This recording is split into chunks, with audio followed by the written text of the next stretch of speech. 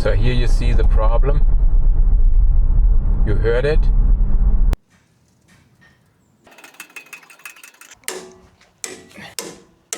That it's these two pads going on this side. Okay. So did we screw that up in the past? But they One don't goes in, the other goes out. Who is smarter now, huh? Still struggling. Okay, now you did it right? Yeah. 70.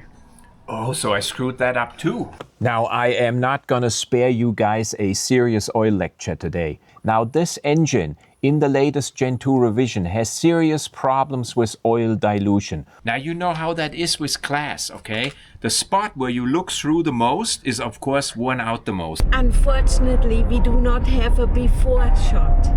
Before shot was about like this, okay? Christian, turn it on. Oh my God. So here you see the problem. You heard it.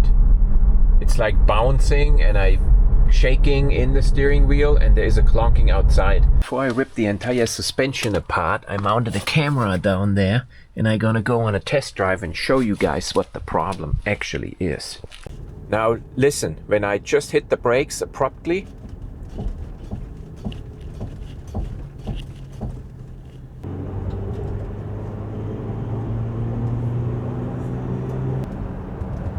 see the steering wheel flopping around?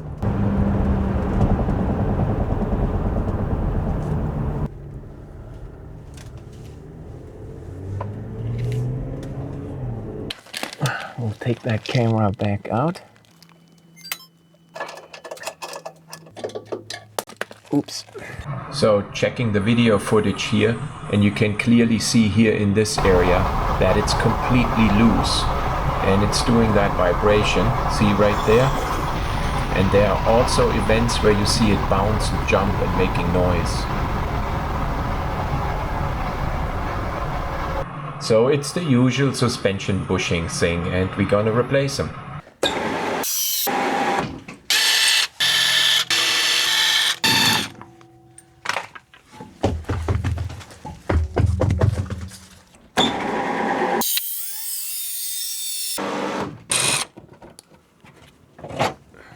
So the important thing is to mark all bolts, because these are original arms and we do not want to lose that adjustment. That's also the advantage if you replace only the bushings. You will not need a new alignment in the front, because the bushings will keep the center line just like OEM. And also write down the position of the bolts. If you forget that, you screwed up, okay? So everything is marked front and back, and I wrote down where the bolts go. Make sure you remove this nut completely and then put it back on to break this loose.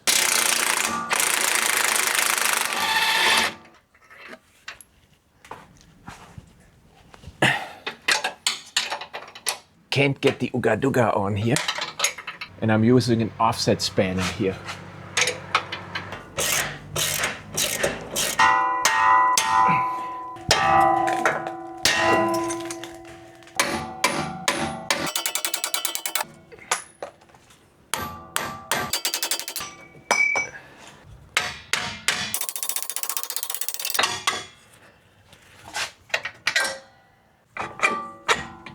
Come on. Okay.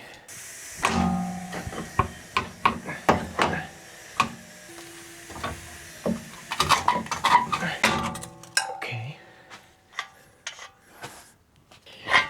Doesn't quite come out. Probably have to rotate the steering.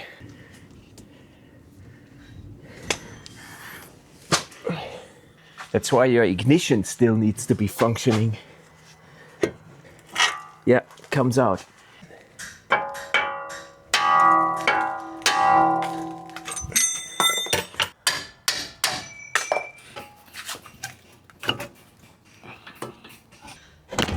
Okay.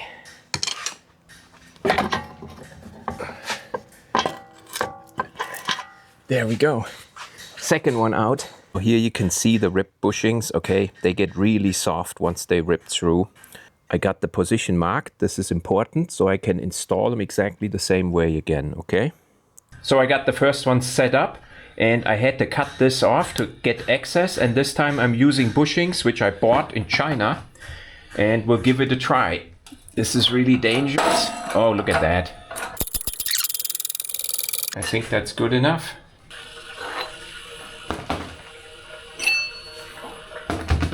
And I had my 86-year-old dad supervising the whole event.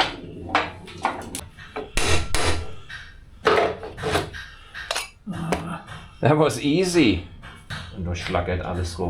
So both upper and lower tooling came out of this kit, which I bought in China for about 75 euros, okay? It came from AliExpress, and it was recommended to me by my buddy Russ out of France. Thank you, Russ. This was a really great idea. It worked awesome.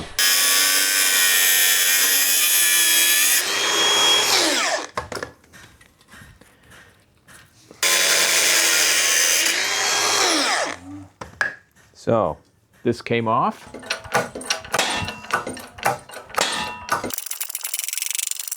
And done.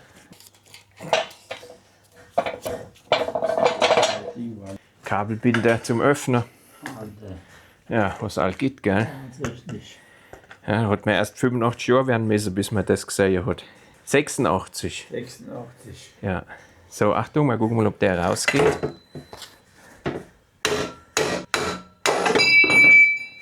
So here I always got a full assortment of Myler and ZF bushings.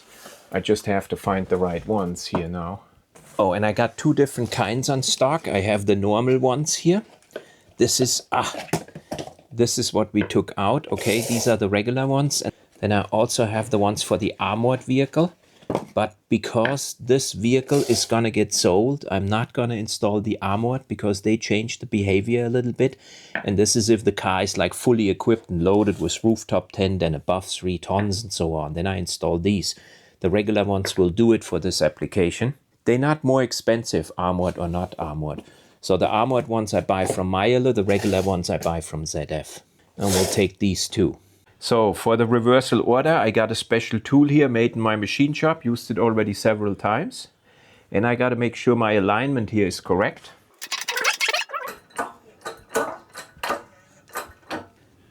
That's seated.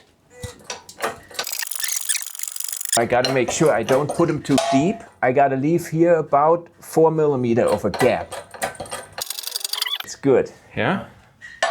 First one done. Okay. High-tech tie wrap. That was a piece of cake this time with those tools from Russ. Much better than my homemade tools. And second one goes in.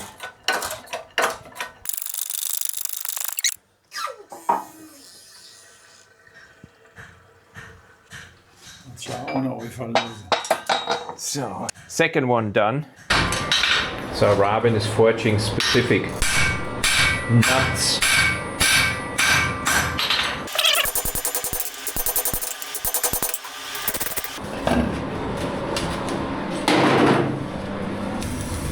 Good. I guess he's not worried that this leather is gonna catch fire. So he's still got quite a few more to do here. And these are smaller ones, okay? So this is before they get forged. He's got to do quite a few. And he's giving them a specific shape so they look all handmade. And he's also putting some dimples in here to make them look nice. So now he takes one out, puts the next one in. Okay. This way he's saving time and he's got 2 iron in the fire.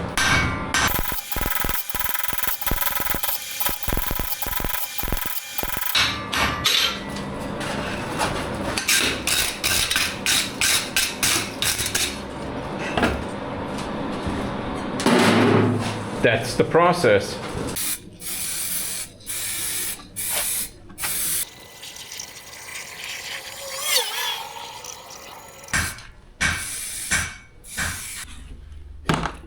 Okay. And the part number. And the junk collector got to show up here soon. Make sure I'm not getting any anti-seize here. on this surface, just on the axis of the bolt.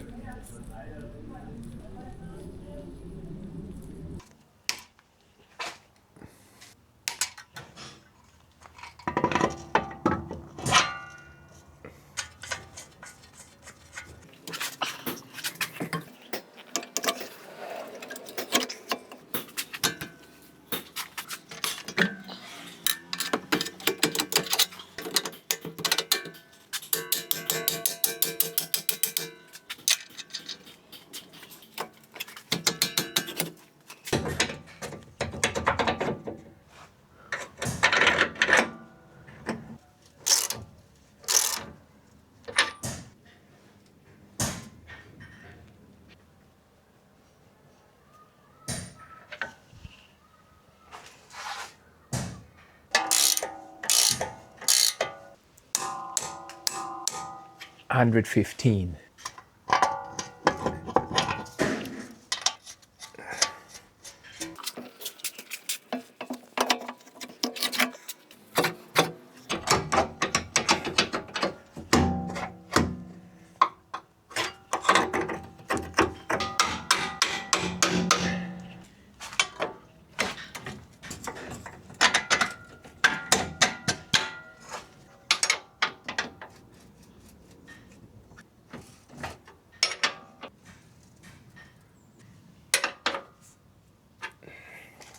Yes, you may have noticed that I did not replace all the ball joints and all the bushings, and the reason is very simple.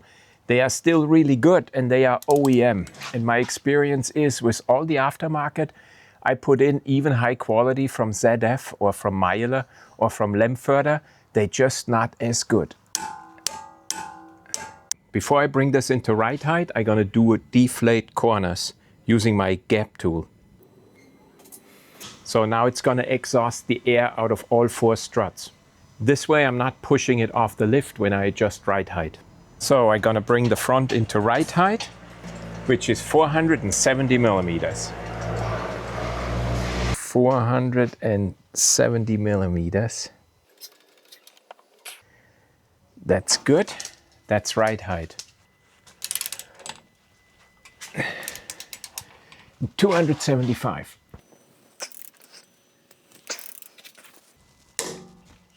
Oh, this side is a little more difficult. That should do it.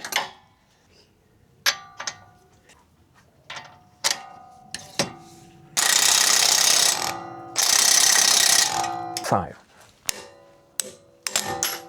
Oops.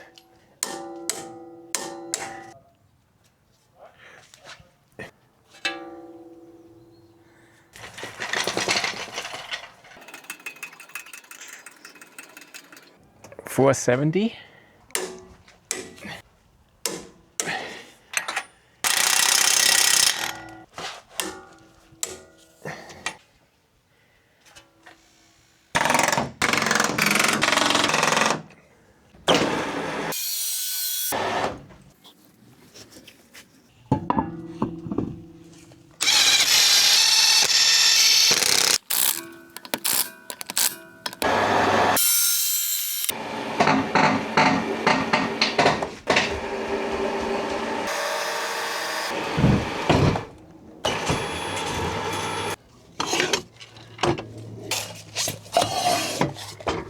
Now I got to re-enable the air suspension.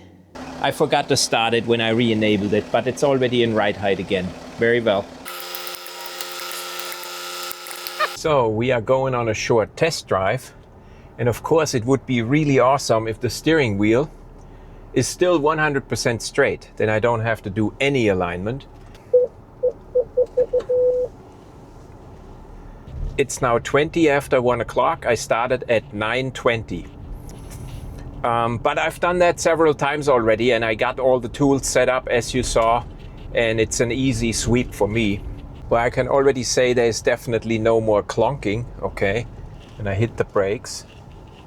This is now really good. How do you check that if the road isn't straight?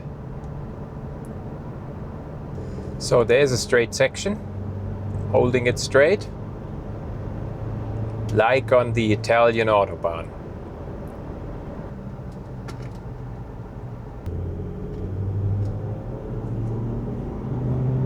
Yeah, see, it wanders over a little bit.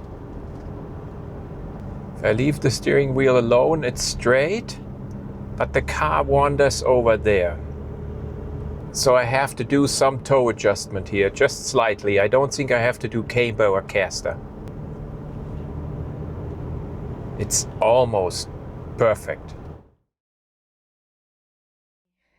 So we gotta interrupt our work on Lord Frankenstein for a moment and work on our Black Prince small crawl here, because this car needs to get sold. We have too many.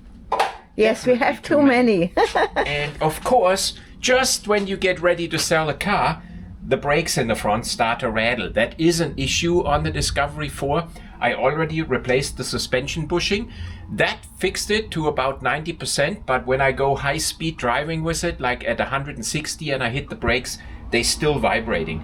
So for me, it's the easiest just to clean up everything, put new discs on it, put new pads on it, in combination with new suspension bushings.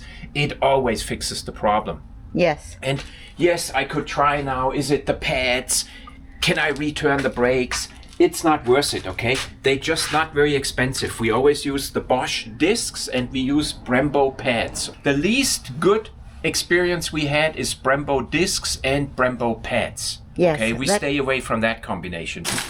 Okay, so we most likely gonna make another more detailed video on what we all did to this car, and it's gonna go into the internet here very shortly. Yes, most likely on Sunday. Most likely right now when you're watching the video then. Yes. Okay? Do that. I told you before, I have to cut this out of the video. Okay. On the Discovery 4, your brake pads have this little resonator weight on here, okay? And this needs to go into a particular orientation at the vehicle according to the manual. And now you would think that the two opposing pads, okay, they are identical. They have the same number and everything, but they're not. If you look really close, they actually mirror image. You see they have here a large chamfer and here a small chamfer, okay? But I still have them here mirror image. So now you would wonder, well, which one goes where? And the trick is that when you look at the ones with the little resonator weight, one side has the small chamfer and the other side has the large chamfer. And now I got to choose the corresponding pad with the small chamfer up. You see, it won't be this one. So if I use the other one and I put the little chamfer up, it matches. So these two will actually go together on one wheel. And these two, you can see the little chamfers match up, go on the other wheel. Now you need to pay attention to where the little resonator goes. And according to the manual, it comes to the outside, but up. So if I would put this one to the outside, it's down. So this is the pad for the other side. Oh my God. That makes it completely clear that it's these two pads going on this side. Okay. So did we screw that up in the past? Well, we reused the pads which came with the vehicle, which is always a bad idea. Don't mess up the disc. Okay, they have to go easy in. If you have to hammer them in, something ain't right, okay? See, this is nice. Okay, Good. These fit nice. Okay, I'm gonna push the calipers home. But they One don't goes in, the other goes out. They don't quite want to, okay? That's funny. Who is smarter now, huh? Stupid caliper. It says in the manual, apply a suitable amount of special grease. So this is the suitable amount and this is the special grease. See, and I tricked you guys in watching me changing brakes.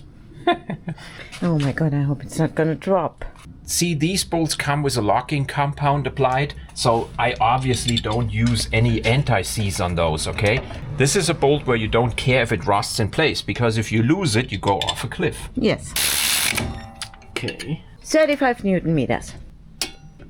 Okay. Another thing which gets screwed up on the Discovery 4, this is a performance SUV. You can see the tightening torque of the wheel lug nuts is 4, 70 and 140. And they even number them, okay? Well, but we do the cross thread. Now, I think the numbering is because the guy who wrote it was German, okay? And as soon as Germans do something, it all sounds scientific. I'm using my nylon brush to clean up the rim in here to have it absolutely even and clean. This is really important. Performance SUV means you drive faster than 180 on the Autobahn, okay? If you're not using it as a performance SUV, this may not be as critical. I don't know that.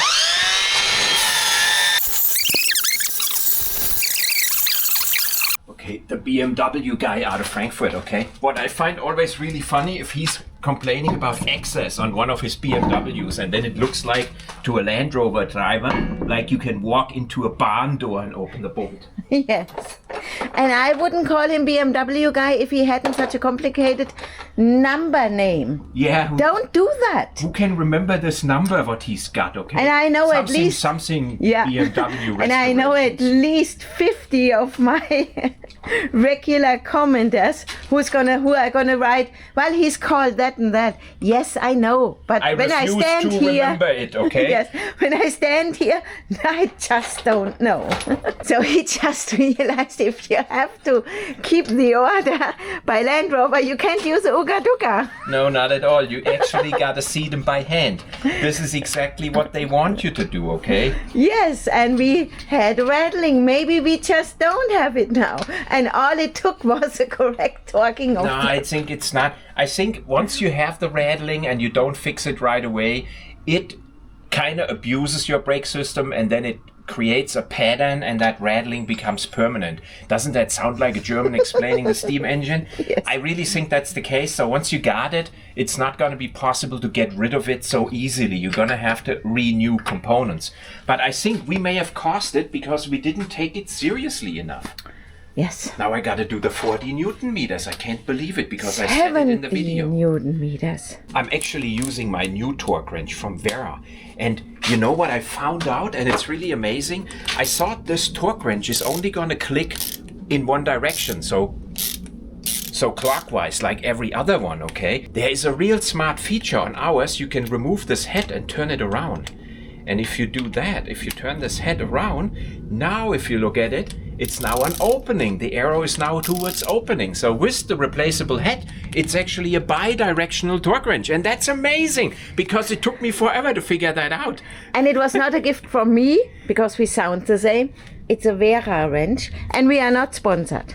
No, we're not. We paid the full price for that. I'm gonna do the 4 here. Clickety-click. Clickety-click. We had problems, okay? So we want to fix that properly. And they also want you to do the 40 with the wheel off the ground. This is really important. It says it in the manual, okay? Written most likely by a German, being sent over to the UK.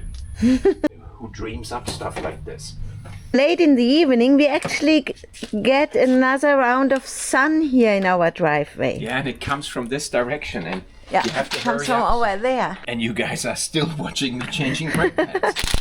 We do everything here now off camera. Christian is struggling. I'm not struggling. This is all easy, okay? Still struggling.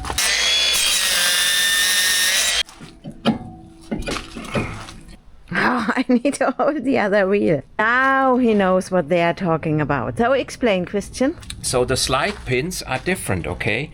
There is a plain slide pin and there is a bushed slide pin, which is this one. It has like a little plastic piece in the front, okay? And the bushed slide pin gotta be on the bottom. What they want here is that when the torque is pushing the caliper into this pin, it's pushing it into the solid pin. Listen to me, okay? Because I have a German accent and I can explain a steam engine. And now Well, you come. It's only on the Discovery 4, okay? We don't know that. Yeah, and I may have read this before and then I forgot about it. I'm old enough. Yes, but guess what we have to do now? Because Christian can't remember what he did 10 minutes ago. Of course not. I can't remember. Yeah, we have to check that side. Okay, now you did it right? Yeah, the plain slide pin is on the top, see? Just imagine that costs rattling. Possible. So oftentimes you fix a problem by changing everything. And with brakes, it's cheap. With the engine, if you just change the turbo, and you fix the problem while you are changing the turbo, it gets expensive. Yeah, so he has to take off the wheel. But we only tightened it to 70 Newton meters, so it's not a big true. deal. That's why that tightening order is also important, just in case you screwed something up. And you can read up all of that information in the LR4 workshop manual. I didn't read it, okay? He did today. I did today, yeah. Because we had this problem, I was going through it, and I thought, what could be the issue? And now I found a few potentials for having done a screw up when we did this last time. Because last time we did those brakes when this car had an engine failure and we wanted to get it on the road. Yeah, we just wanted to get it done. By the time you work on the brakes, you are so over it, believe me. Everybody who's done that knows what I'm talking about. And you guys are still watching me do brake pads. Yes. And then that car never really got driven much because Christian was still driving his Queen. Well, it never got really a lot of kilometers. I drove it out to Russ, okay, to the west side in France. That was the basically test drive, and it performed great. Well, Christian has been driving that baby now for a couple of weeks. This car did get all maintenance tasks done when we had the engine fixed on it, okay? Yes. We did the 8 HP, front diff, rear diff, parking brake, brakes in the back, shoes, brakes in the front, pads, everything, and discs. So everything was done, but I'm just saying, I may have not paid that much attention when I did the front brakes. Again, no grease on those? Yes. Good. That is such a small little handy tool. Oh, he's been complaining for 10 minutes now that he has to take off the wheel on the other side again. I hate that. So it's a big argument outside. He doesn't believe me that stage 2 is 70 Newton meters. 70. Oh, so I screwed that up too. Yes, you screwed up a lot. Okay, I think I have to give my German citizenship back. Ready? Yes. Now? So it's Schrödinger's cat. We just don't know until we open the box. And it's a 50-50 chance. Yeah. That's the worst part for him. What do you say? I think you did it right. Oh, I did it correct. Yeah, but by coincidence, you didn't know it. By coincidence, that was like, German karma. Men sometimes forget the exact instructions and women sometimes forget the pill. Okay, that fact was for our younger viewers. Oh, look at that. It's not clipped in. Now it is. Good. So next thing, we're going to replace our big torque wrench. Yeah, I got already a Vera and now I'm going to get me a Vera torque wrench. Yes. So now you can go 140. Yes, and I maintain the tightening order. Yes. Just like that German guy wanted. So yes, I'm using a suction pump to extract the oil for the first time, okay? I let myself down that far to using a suction pump. The reason is I want to see how fast it is and I want to see how big of a mess it is, because on a Discovery 4 it is messy because the oil drained out of the oil sump is always hitting the frame and stuff, and it's hard to collect it all, and I had a couple of bad experiences there. We'll see if this thing works. I heated up the engine a little bit before. I tell you what, right now I think this will take about 20 years.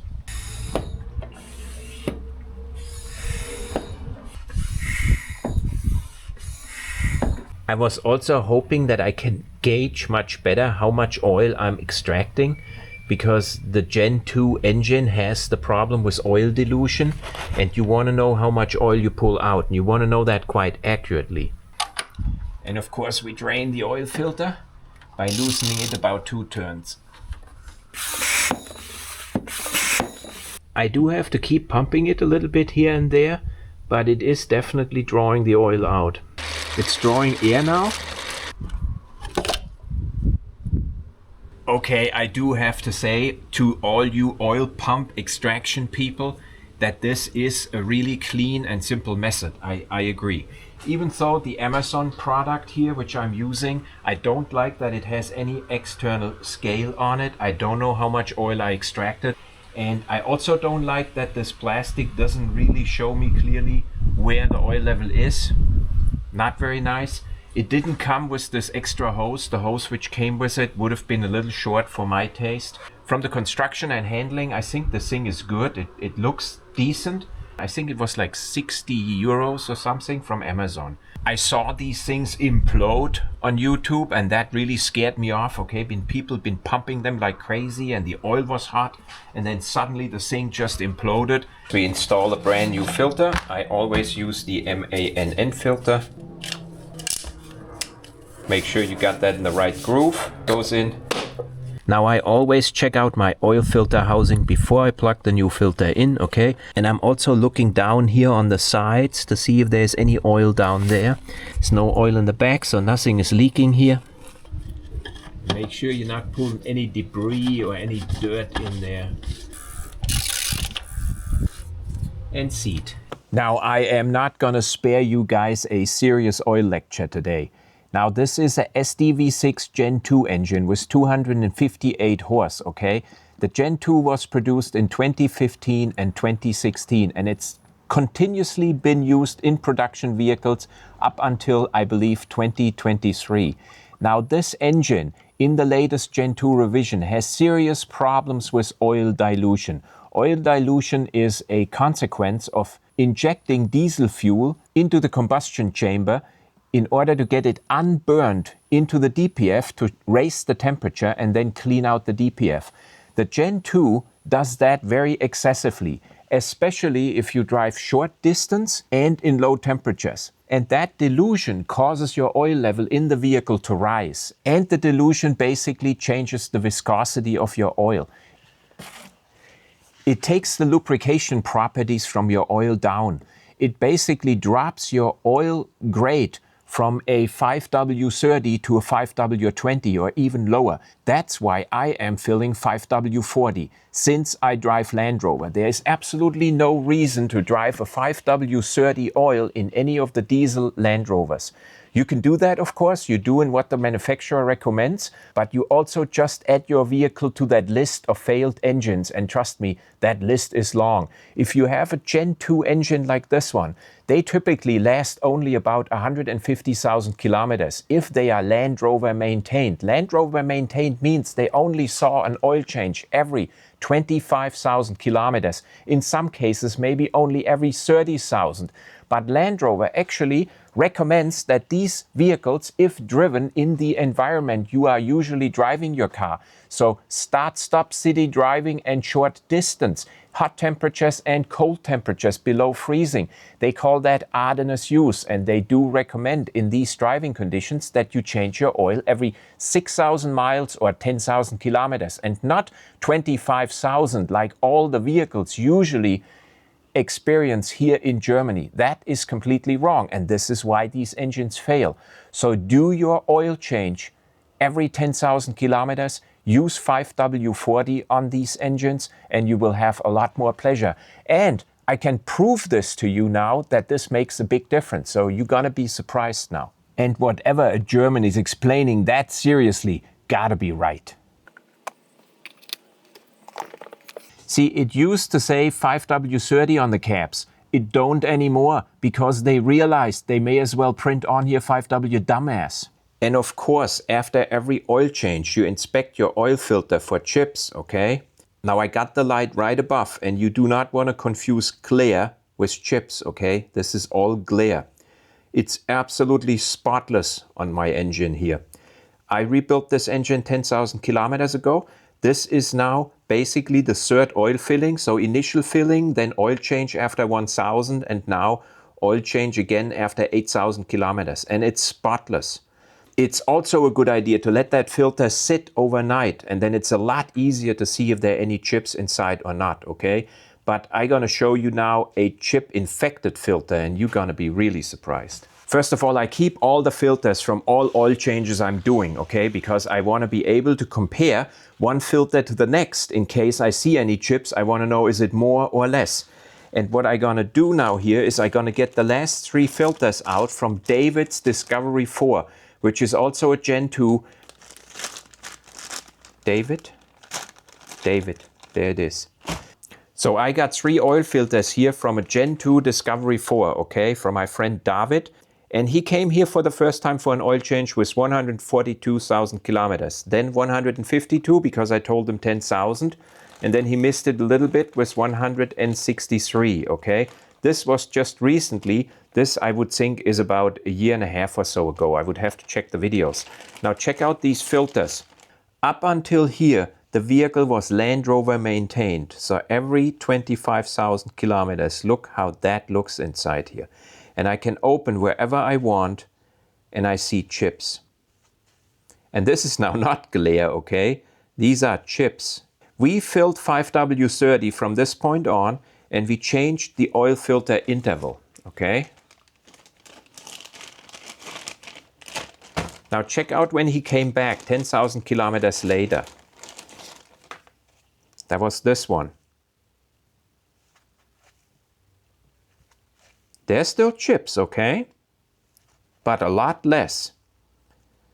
I want to say those chips got deposited in the sump and they were still washed up, okay? It's just the sump can't be cleaned. See, there's even a bigger one. Very evenly distributed. There's a bigger one again. Okay? So, but I could show David that no concern because the chip contamination or the abuse of the engine improved. And then he came back another 10,000 kilometers later here, or 11. He was slightly over and I kind of yelled at him. And here, one chip, no chip. Chips, no chip, no chip, no chip. Tiny, no chip, no chip, no, no, no, no, okay? So I would say you can clearly see how the wear of the engine improved. Now, of course, you collect a lot more chips over the duration alone, okay? But also here, the chips were larger and bigger. It was like triple or quadruple or 5 times the amount of chips. I want to say it straight out. If David would have continued getting his car maintained from Land Rover once a year after 25,000 kilometers, sometimes more, sometimes less, his engine would be dead by now. And basically using 5W40 and doing the oil change according to the Ardennes use rules from Land Rover saved him. So you better start doing that too. And no, this is not going to keep your crankshaft from snapping. That can still happen, okay? Any second, any minute. It's okay. So I usually fill like 5.8. So it's already a little more than I usually fill. That's on one side, that's good because the extraction tool got all the oil out, but let's see how much more I have here. No, that's pretty much it. Prince Mallcrawl is not really suffering big time from oil dilution. It only increased by, I want to say, 300 or 400 milliliter, plus maybe the oil consumption is, I don't know, maybe over 10,000 kilometers, 100 or 200 milliliters. So I would say oil dilution is less than half a liter. On David's Discovery, that was more like 1.2, 1.3 liters because he's driving much more short distance than I do. He's a hunter, he's driving around in the woods, he walks his dog, he's got a lot more short trips. Good. And we listen to the ticking and ticking gone, okay? So it took like maybe 3, maybe 4 seconds to fill the filter. That's really good. And the red triangle is because the bonnet is open. I'm just going to do a service interval reset using my gap tool. So I go instrument pack, service interval, reset. Engine will shut off. There we go. Operation succeeded. There we go.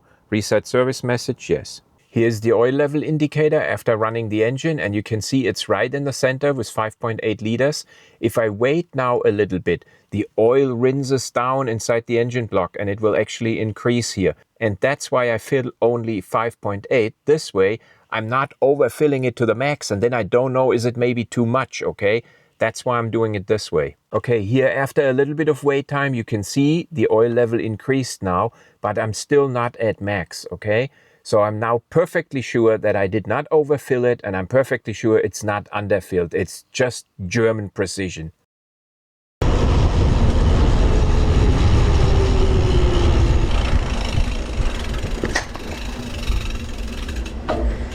And here's our Prince Small Crawl. So I can see it. He sprayed everything with Fatan. He's gonna wash it off soon. And he's probably gonna paint a little bit.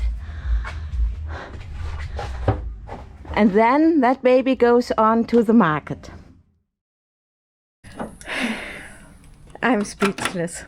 Because of the high quality light bulbs I bought? He spent so much money every single day, and he cheapened out on the bulbs for his Prince Charming. That's completely out of context, as usual. No, it's not. Any woman, okay? No.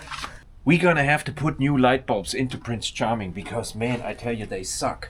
They really do suck, and I hope your cheap Chinese light bulbs do not suck. I'm only gonna put them in test-wise, okay? Okay. The cheap Chinese bulbs I have were only like as a reserve. I bought them, you know, so we have something at home in case one fails. And then you're gonna get the super cool ones I have in my Discovery 3. Okay, can you stop filming me while I'm struggling with taking out a headlight like a Toyota driver would? Yes. So he got it out without a problem and without a divorce. So maybe the previous owner put in the wrong bulbs. No. Okay. Okay. Yeah, see, there's the light bulbs. Really simple. Okay, you pull this plug off, and then there gotta be a little twisty thingy. Here, look. So there's a little twisty thingy. See, I twisted this. And now, if I'm not mistaken, I can pull this out. And don't spit here inside.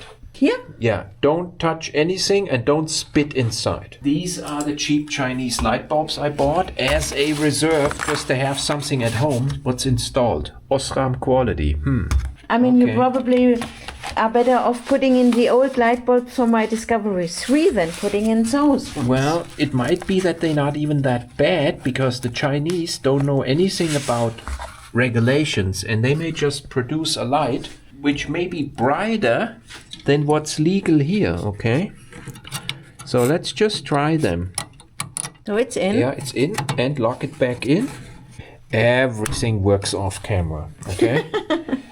And one light is done, and we're gonna put this on and compare it to the other one to see if we notice a difference. Okay. So Prince Charming can light up all Charming now.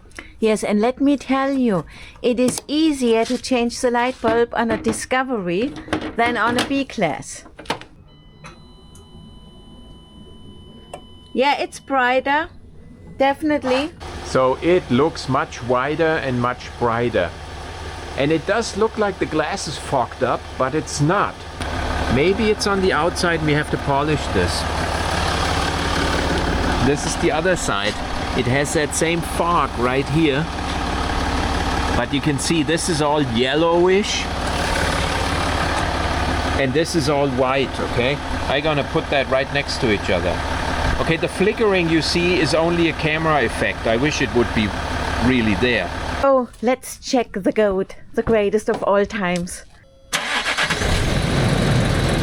Yeah, mine are much brighter.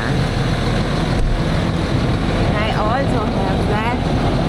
But they have, It's the same fog they inside. have the same fog on the inside, Yeah. okay? So it might be just the light bulbs. Yeah, I have the whatever, the Osram 150%, the cold blue light, and they are awesome.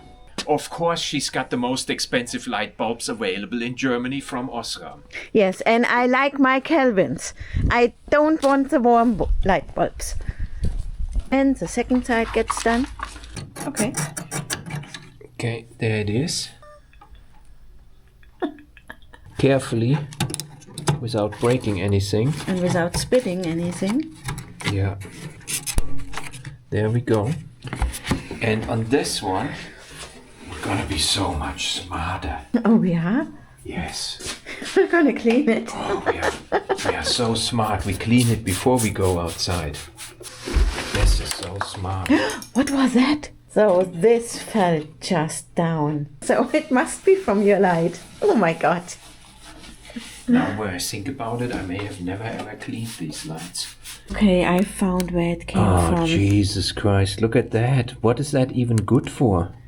But It broke before the seal, okay? So it's not a complete disaster. Yes. We'll glue this back on. We'll glue this back on.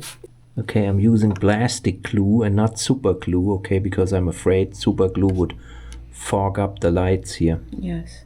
Takes forever to dry. No, it's gonna go quick. No, don't. So it's on there. Oh my God. And if it falls off, nobody will ever know. Yes. And look how much glue I got, okay? I got everything on glue. And he This is used my- the oldest one, 30 years old. Yeah, I used the 30-year-old glue. It's the Yes. best one. I also got JB Well. Yes. And I also got an assortment of super glues and Loctite, okay? Yeah. So yeah, it's a useless piece of plastic. And if he loses it, well, then it just be like that. Now you know how that is with glass, okay? The spot where you look through the most is of course worn out the most. And it's the same here. The spot where the light shines through just wears out. You ever notice that on your windshield wiper where it goes up and down?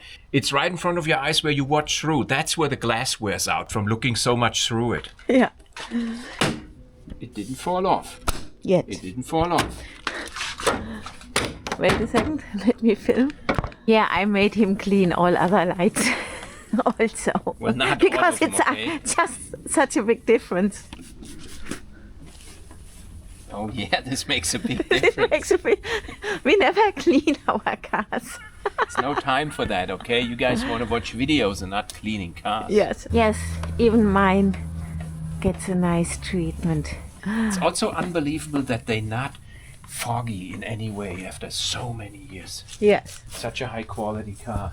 Whoops. Well, now he's pushing it. I didn't start cleaning the window. Well, clean your camera. The rear camera. I do that every morning when I walk out. Yeah, every morning when he walks out, he cleans his rear camera. Ouch. Oh my God.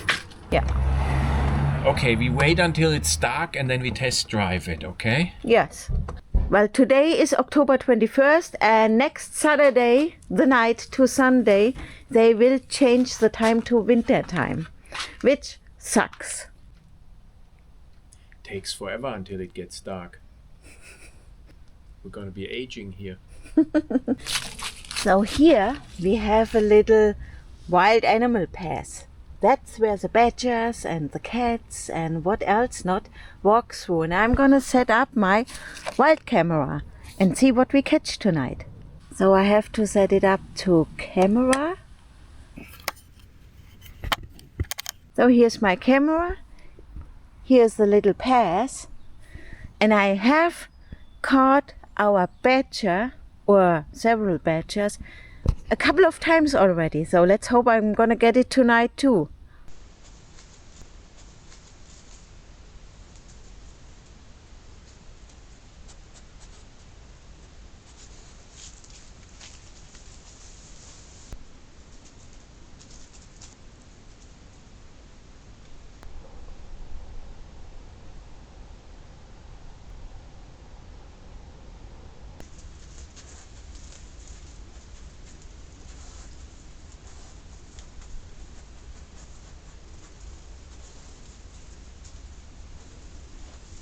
So you see here our construction site. What I did today, I took out all the wood.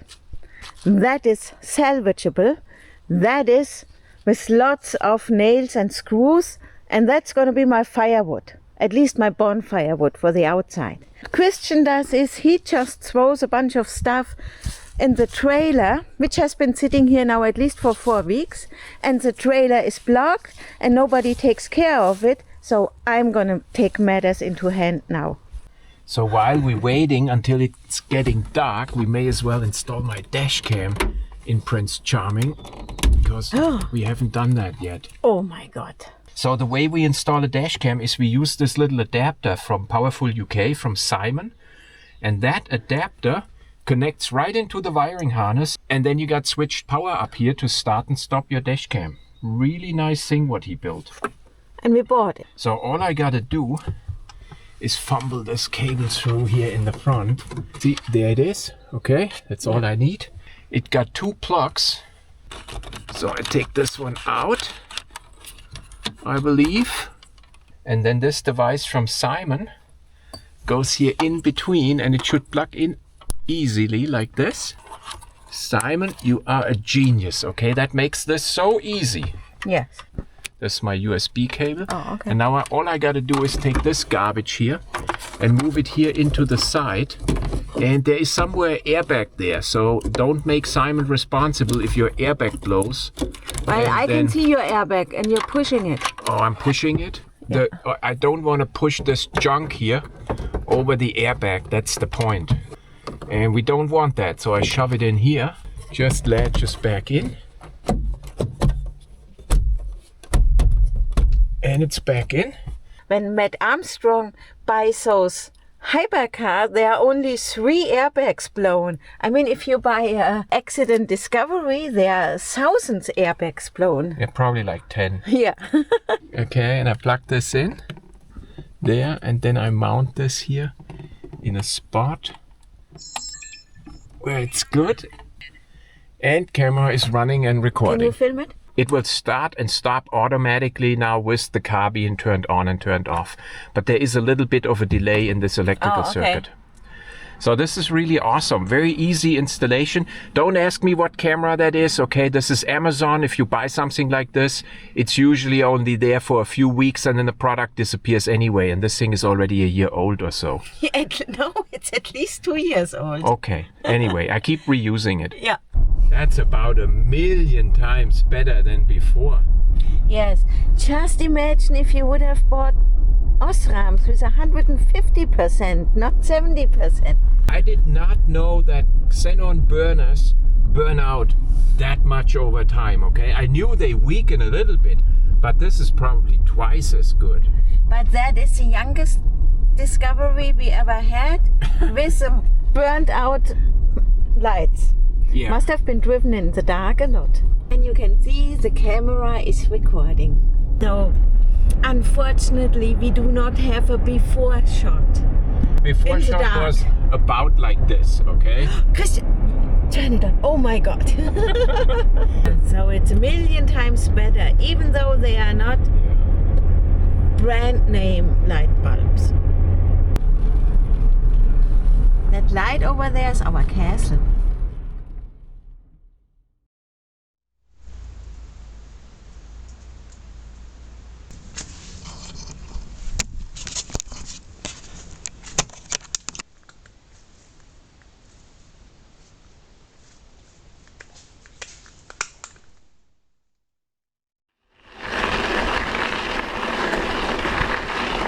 I'm heading towards our local paragliding spot and I see at least 10 paragliders.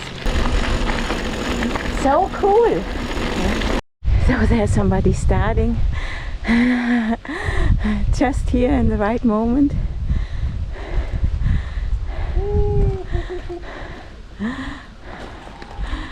How cool! Oh my God, look at that! But now the hill is empty. I think they are all in the air.